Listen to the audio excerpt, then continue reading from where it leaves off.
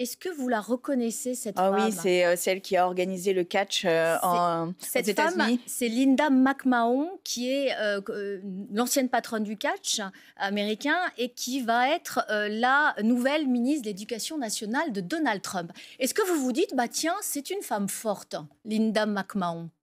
Je me dis, c'est catastrophique, c'est dramatique. L'éducation, c'est un des piliers de nos sociétés. C'est une manière d'apprendre, de transmettre des savoirs, c'est un lieu d'apprentissage du respect, c'est un lieu aussi d'émancipation des individus. On apprend la pensée critique à l'école et, et mettre des personnages comme ça, qui sont des personnages de spectacle, ça dit beaucoup de la déliquescence de nos sociétés, de l'absence de volonté de prendre et d'élever les personnes, d'élever vers le haut en matière de culture générale, donc, de raisonnement. Comme vous les appelez, une femme émancipée. Non, mais c'est un clown.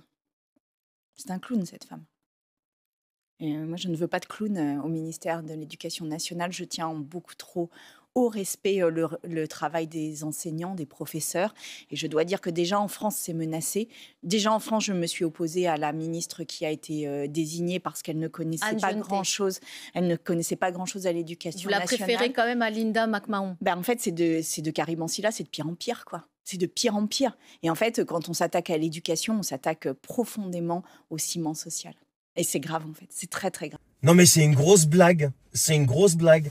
Moi, je suis admiratif devant la capacité de ces gens-là à critiquer ce qui se passe ailleurs sans se regarder dans une glace. Non, mais on nous dit que, par exemple, cette femme est une clown. Vous passez votre temps à critiquer les nominations de Trump.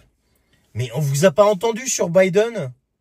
Non, mais vous avez vu ce qu'il a mis au pouvoir quand même. Mais est-ce que vous avez vu ce que Biden a mis à des postes clés dans l'armée, des chefs d'état-major, ce genre de choses?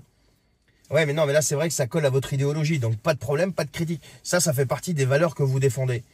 Mais aujourd'hui, si eux, c'est des clowns, mais nous, qu'est-ce qu'on a ici, là?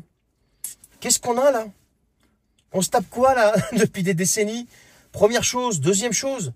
Mais comment vous pouvez parler de compétences de quelqu'un que vous ne connaissez pas? Alors que nous, vous et vos collègues, vos compétences, on les connaît malheureusement et à nos dépens.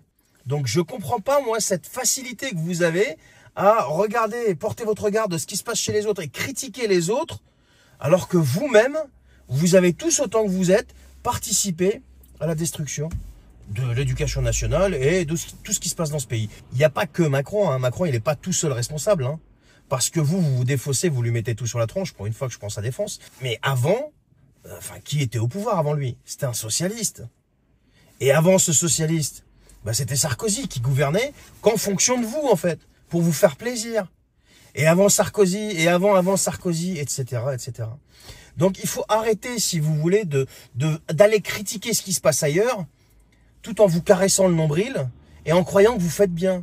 Parce que vous avez tous autant que vous êtes laminé ce pays, laminé ses valeurs, laminé ses institutions et laminer ses services publics, y compris l'éducation nationale en tête. Et puis juste une précision, Sandrine. Oui, quand on élève, c'est toujours vers le haut. On n'élève jamais vers le bas, en fait. On nivelle par le bas, comme vous faites, mais on élève, c'est toujours vers le haut. Et vous, par contre, ce que vous faites avec votre méthode d'éducation, c'est le nivellement par le bas. Et c'est ça qui a flingué ce pays. Et c'est ça qui fait que notre classement PISA est archi pourri. Et je parle même pas du QI, qui a complètement fait un plongeon dans ce pays. Allez, sur ce, bonne journée.